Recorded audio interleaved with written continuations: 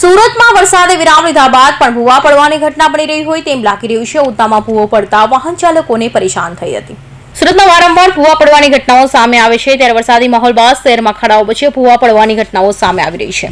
ઉધના વિસ્તારમાં મોડી રાત્રે ભૂવો પડ્યો હતો, જેમાં ટેમ્પો પણ પડ્યો હતો। હલકી ગુણવત્તાવાળું મટીરીયલ વાપરતા ભૂવો પડવાની ઘટના બની હોવાનો આક્ષેપ થયા હતા, તો સ્થાનિક કોર્પોરેટરના જાણ થતાં સ્થળે દોડી ગયા હતા અને કામગીરી કરાવી હતી। તો આ ભૂવો જે પડ્યો છે 25 વર્ષ જૂની ગટરની લાઈન, જે વરસાદી લાઈન અહીંથી પસાર થાય છે અને બાજુમાં આઉટલેટ એનો ચેમ્બર બી છે, એનો સબ ચેમ્બર જે બેસી જવાથી આ ભૂવો પડ્યો છે। અને વિશેષ આ ટીપી લાઈનોના અને સોસાયટીના આંતરિક ગટર લાઈનો અને પાણીની લાઈન આશરે 25 વર્ષ જૂની છે।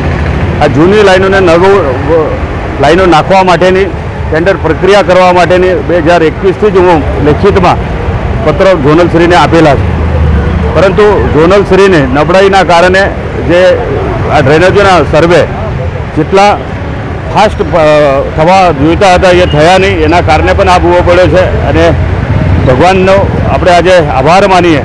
આ અમારું આ એજ્યુકેશનનો હબ છે, છત્રપતિ શિવાજી મહારાજ સ્પોર્ટ્સ સંકુલ અને એજ્યુકેશન સંકુલ છે। એમાં 2 હાઈસ્કૂલો આવી છે અને 7 થી 8 બીજી નગર પ્રાથમિક સ્કૂલ આવી છે। અહીંયા વિદ્યાર્થીઓને અવર જવર અહીંથી બહુ મોટો છે અને સામે તમે જો છો ઇન્ડસ્ટ્રીયલ વિસ્તાર છે। આ સાઈડ રૂટનો રસ્તો ટીપી રસ્તો છે, આ ટીપી રસ્તાનો અહીંયા બીજા ટીપી રસ્તા સાથે મર્જ થતો રસ્તો છે।